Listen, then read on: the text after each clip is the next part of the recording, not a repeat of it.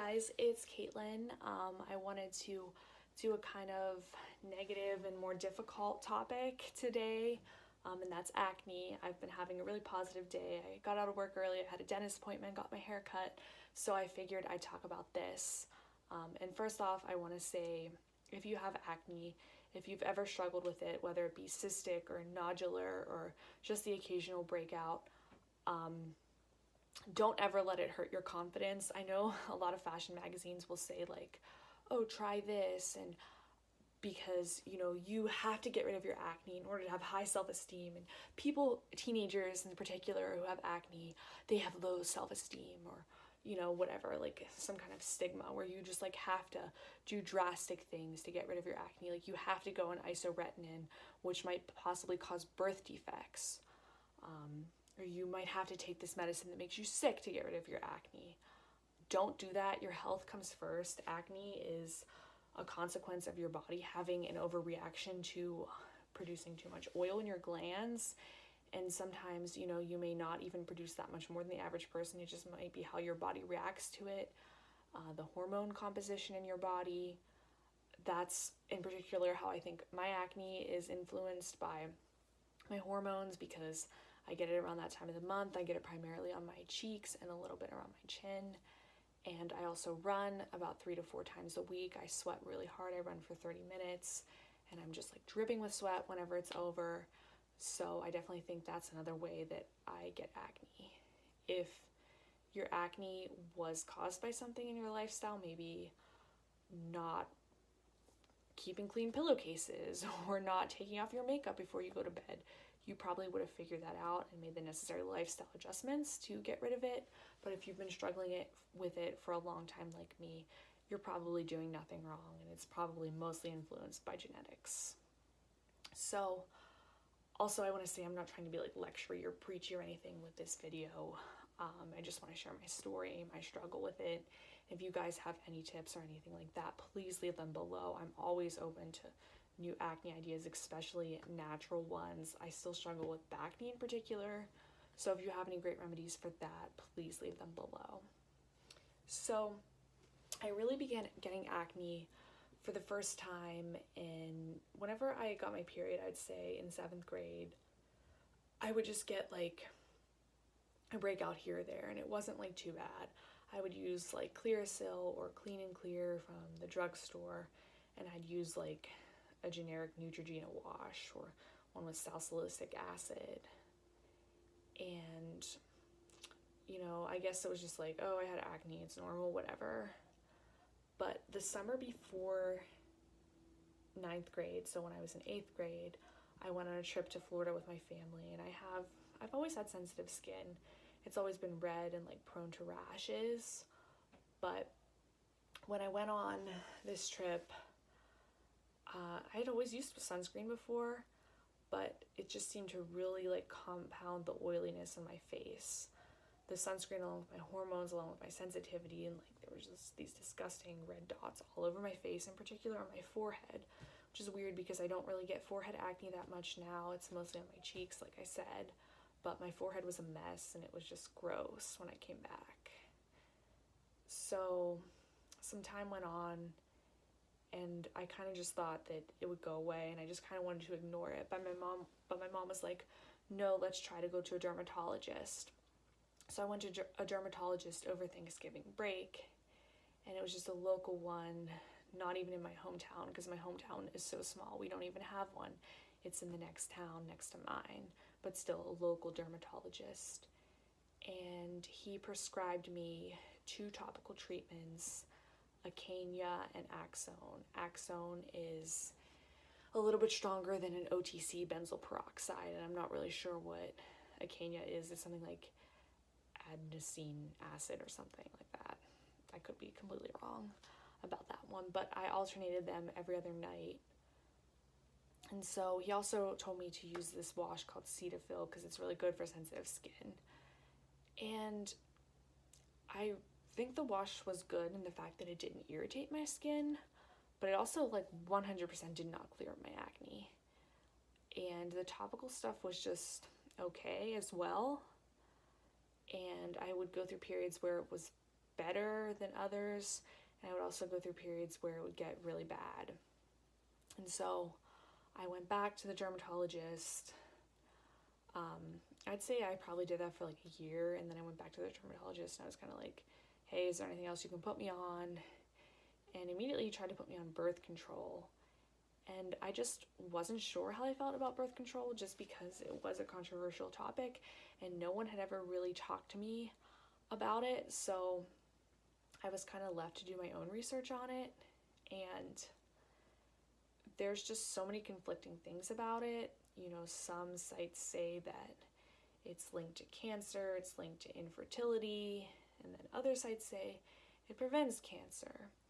So there's just a lot of different things around it.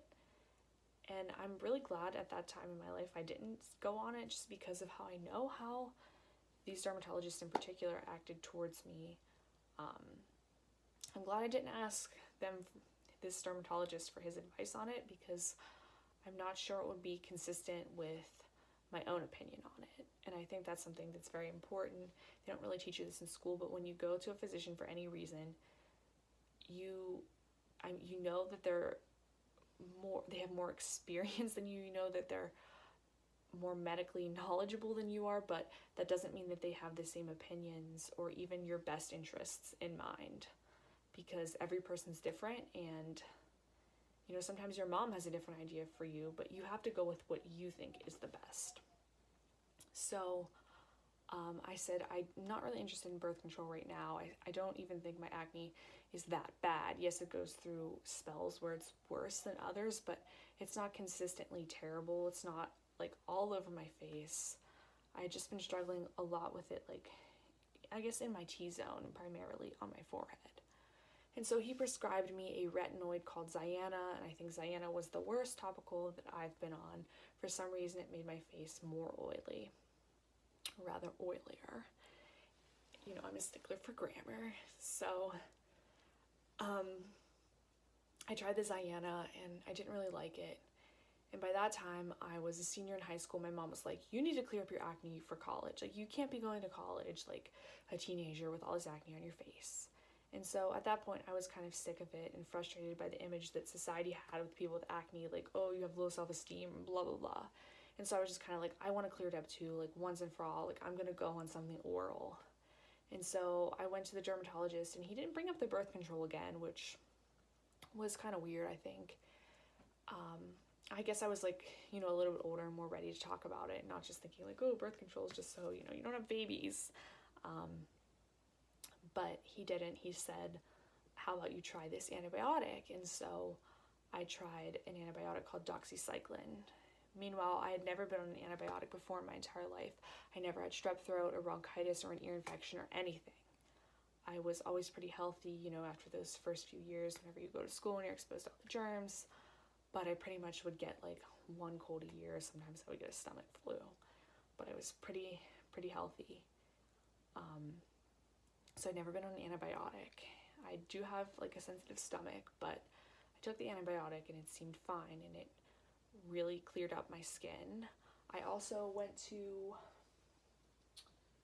I don't know if I have it here with me. Oh yeah, I do. I also went to this topical medicine called Epidu, which was pretty good.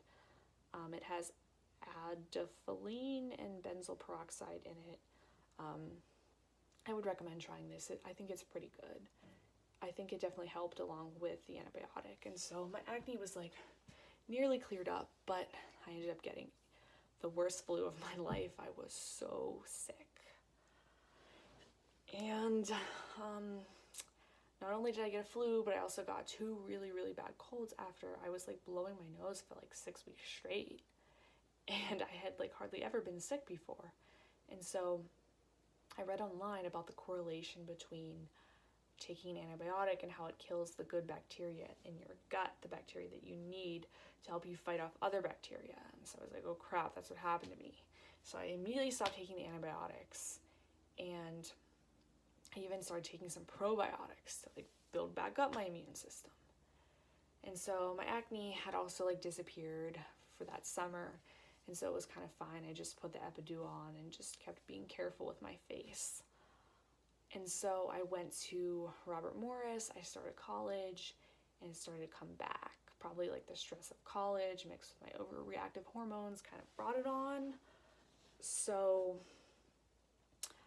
I was like struggling with it again, and I went back to the dermatologist and I told him how I think that these antibiotics caused me to get really sick. And he started yelling at me. He didn't want to hear it. He said, like, that's basically in your head. He said there's no correlation between that, even though there's tons and tons of articles and research that have a correlation between it. And he kind of had me convinced that I was making way too big of a deal about it. So I was like, all right, I'll try a different one. I'll try tetracycline, which is very similar to doxycycline. So there really isn't too much of a difference, but I guess he wanted me to have like some kind of peace of mind about it. So I started taking that again, and I was kind of like rationalizing and convincing myself like, oh yeah, at the end of high school I was really stressed. I was really trying to do well when I was running track, really trying to get all A's and finish off my high school career really well. I was worried about finding a roommate and getting stuff for college. And so yeah, I was kind of stressed out. So, you know, maybe that brought on these sicknesses. Maybe it wasn't the antibiotic. But I go on this antibiotic, this tetracycline, and within like the first week I was on it, I got a horrible cold.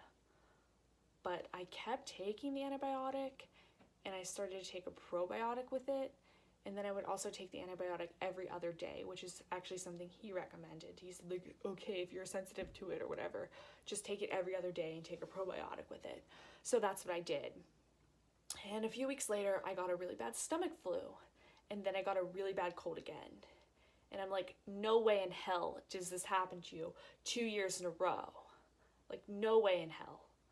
And so I was really, really upset about that.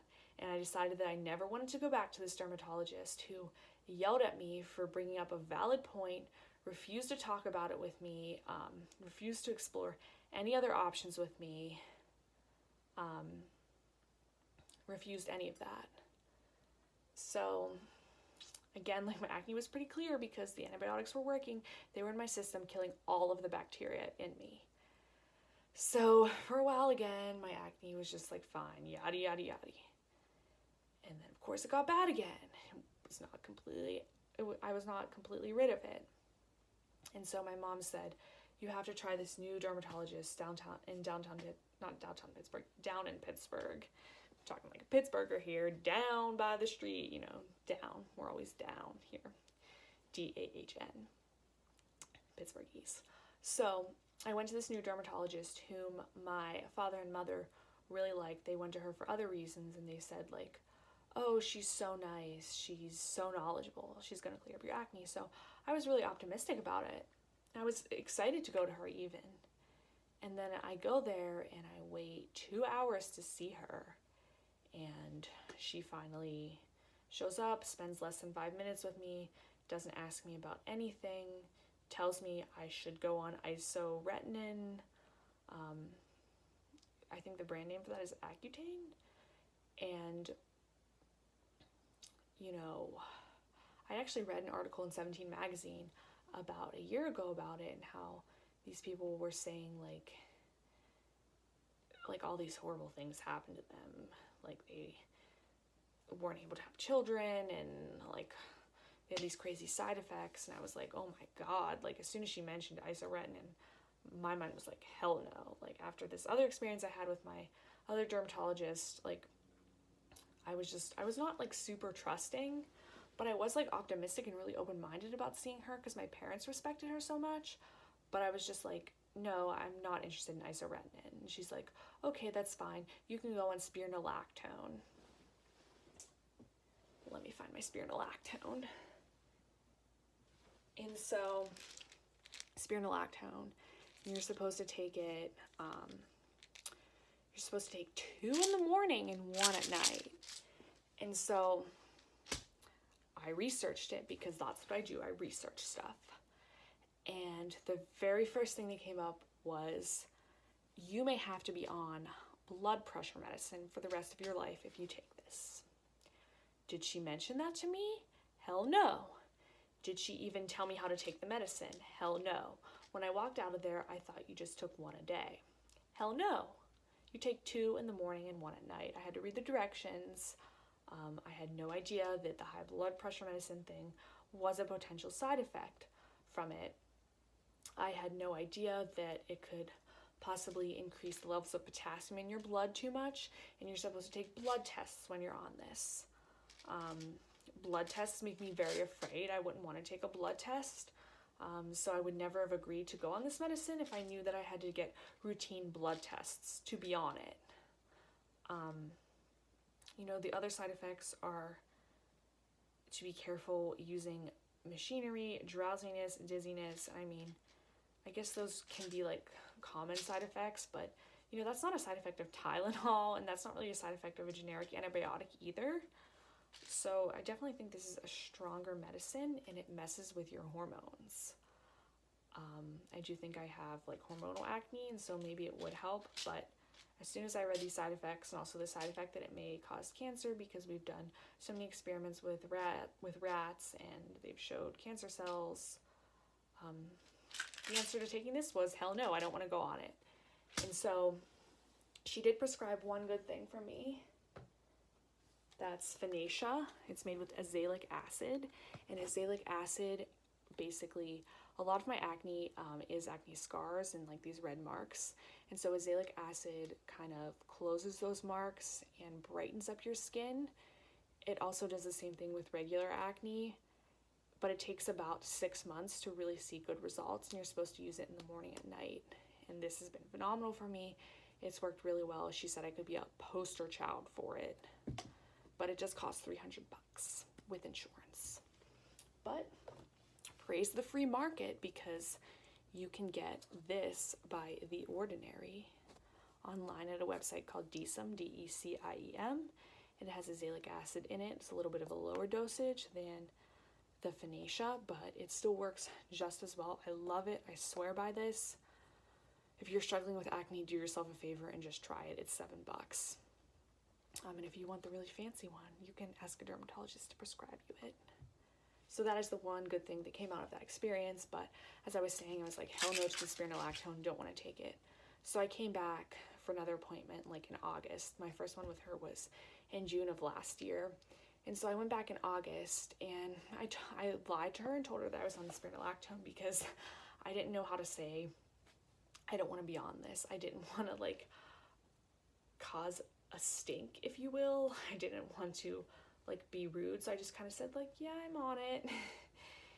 And she actually thought I was on it, and I had some more appointments with her, and the same thing, she thought I was on it, and she was like, okay, you have to take your blood test. I was like, hell no, I'm not taking a blood test for a medicine I'm not even on. So that was kind of awkward, but yeah, I decided to stop going to see her because I forgot to tell you, like, all of this research that I did, I kind of like formulated the whole conclusion like sort of at the end of me seeing her. Like, for example, I didn't know about the cancer thing until some time had passed and blah blah blah, and until I was like really confident that I don't want to be on this medicine. I don't think it will help me. So I stopped going to her, and I definitely think that these 2 experiences I had with dermatologists were not good. They were not helpful, and they were extremely frustrating to me. I felt very alone, very misunderstood. I understand I'm only a kid. I'm not in the medical profession, but I think that a doctor should have the responsibility to sit down with you and tell you about side effects that are as serious as you may have to be on high blood pressure medicine for the rest of your life if you take this pill. And they should definitely tell you that if you take this, you need to be taking blood tests so we can monitor the level of potassium in your body. With that being said, my advice to you with acne or with anything, go into doctors' offices with an open mind. Obviously, they have way more knowledge, way more experience in the medical profession than you. You probably have no experience in the medical profession unless you're a nurse or a doctor or a pharmacist or whatever. But also, you have to remember that they may not have an interest that aligns with yours. That doesn't mean that they're not interested in your best interest. It's just a matter of the definition of the best interest. It may not match up. So It's okay to tell doctors no. It's okay to tell them you don't want to go on this. It's okay to even get in a fight with them if they are yelling at you and telling you that you're wrong and you're stupid and blah, blah, blah. Because it's your body and you have to live with it for the rest of your life. So, with all of that being said, I will tell you a few things that have been really working for me. I was going to review all these products you see behind me, but we are into the 20-minute zone right now, and I'm going to save the product review for another video. So after I was super frustrated with all these experiences with dermatologists, I went online and I did some research, and this one young lady who sounded very similar to me, who had been on the antibiotics and had also been on birth control, which I have never been on, and she said the same thing about the antibiotics and even the birth control, that it made her sick. And it helped her acne, but it made her sick, and she couldn't be on them. And she seemed to try every topical medicine there was. She was also an athlete and worked out and sweated a lot. And something she did, she takes some other supplements as well, but I just started taking this one, this calcium, magnesium, and zinc blend. Zinc is supposed to be really good for you because of like 2 reasons. Again, there's like some divergence in this. One is that it regulates your hormones. The other one is that it kills the bacteria in your body by strengthening your white blood cells. So I'm not sure really what it exactly does, but as soon as I started taking it, I only took it about 3 days in a row, and like instantly my acne was clearing up. Instantly it looked good. Instantly my face was less greasy, and I was amazed. I don't take it completely regularly because it is hard to digest. It's hard on my stomach, but I feel good about taking it because it's natural and because it's not lowering my immunity. It doesn't have any long-term health effects like infertility or cancers, or you need to be on like medicine. The side effects are, there's actually no side effects with this, so you know, you might have a little bit of stomach sensitivity, but if you take ibuprofen, you might have that too, although I don't whenever I take ibuprofen. But this has been a lifesaver. It's something that I take a lot around my time of the month. I don't take it completely regularly, but it has just reduced the oil production on my skin. It's really cleared up my acne. As you can see, my face is pretty clear. It's not perfect. Right here just broke out, and I have one on my chin. But my face has been looking pretty good. This has definitely been a huge part in that. And like I said, I still use this stuff by The Ordinary and Phoenicia. Huge lifesavers. This is the cleanser I use every day, Pore Refining by Neutrogena with glycolic acid. I wash my face in the morning, at night with this, and before I work out, if I'm like coming up from work and I have makeup on my face, so I'll wash my face 3 times a day sometimes.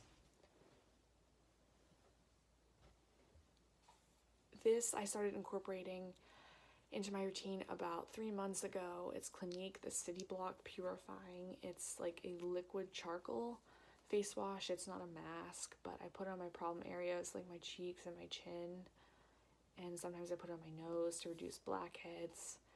It's pretty good. I like it a lot. I'm not like confident enough to put it like all over my face or use it as a wash because I'm pretty sensitive to things, and this is working for me, so I'm not going to change it up. But this is like a nice little addition that's like a really great deep cleanse. Also, this foundation I swear by. It's Lorac Natural Performance Foundation. It's oil-free, paraben-free, fragrance-free. It's really great for sensitive skin and acne. The founder of this company founded it because she struggled with acne and she wanted to make really great products for your skin. You can order it right off the Lorac website or on Amazon or at Nordstrom. They don't sell it at Sephora or Ulta. And immediately whenever I started using this foundation, I noticed way less breakouts on my skin. I've been using it since last August. And then finally, if my skin is feeling a little bit more dry, like in the winter or those days where I'm washing my face 3 times a day because of exercise, I will use this Ultra Gentle Daily Cleanser from Neutrogena. It's nice on your skin. It doesn't really clear up your acne, but It's a nice regular cleanser that's not going to make you break out. So that's my acne story in a nutshell. If you guys want to share yours below, feel free to. Thanks for listening to me. I hope this helped you. It's definitely helped me knowing that there's other people out there struggling with the same things that I've struggled with. And don't ever let your acne hold you back, or ever think that you have to be like some image that society makes of you just because you have acne. You can be super confident with acne. You can have a really positive life. You can be really happy. It's never something that should hold you back. You should never do anything desperate, like take any medicine that makes you sick, or do anything that makes you feel uncomfortable, or anything that you don't understand. You should never put that into your body. Always do what's best for you. And please, if you have any acne tips or want to share anything about your acne experiences, comment down below.